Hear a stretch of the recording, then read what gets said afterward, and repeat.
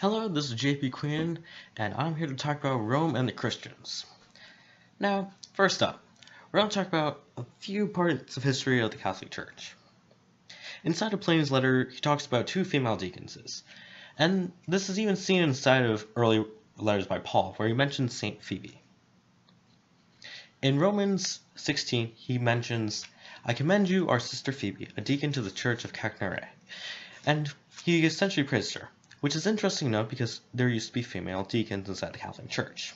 But they were outlawed at the Council of Lacedonia where they were no longer allowed to be deacons. Now, fun fact, priests were actually allowed to marry inside the early church. Even so, that the first 12 apostles were all married. This of course ended after the Council of Nicaea, where they created the Nicene Creed and also created an idea that stated that priests can't marry after ordination, making them celibate. But now for the Roman treatment of Christians before Trajan.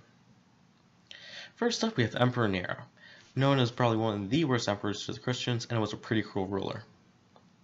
Now, the Fire of Rome. The Fire of Rome was for 6 days and 7 nights inside the city of Rome.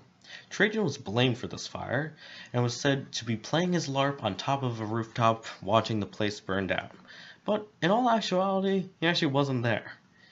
He was inside of another province, and sent people over to try and help quell the fire, but it's also stated that they were trying to help burn the place down in the process. So Nero was kind of mad, and he did what any reasonable person would do.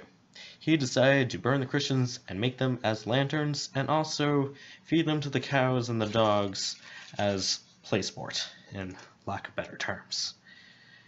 This started what's known as the period of the 10 persecutions, which ended in 313 AD with Emperor Constantine.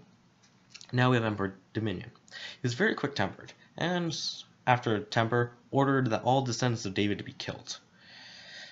He also created a law that stated no Christian, once brought before the tribunal, should be exempted from punishment without renouncing his religion, effectively saying that anybody who's Christian is not going to be free after trial. Trajan allowed those who were no longer Christian to escape punishment as long as they worshipped the pagan gods. He also got rid of the entire idea of these anonymous lists, which governors decided to believe, and also allowed the accused to have a fair and free trial, which is very different in comparison to Nero and Domitian.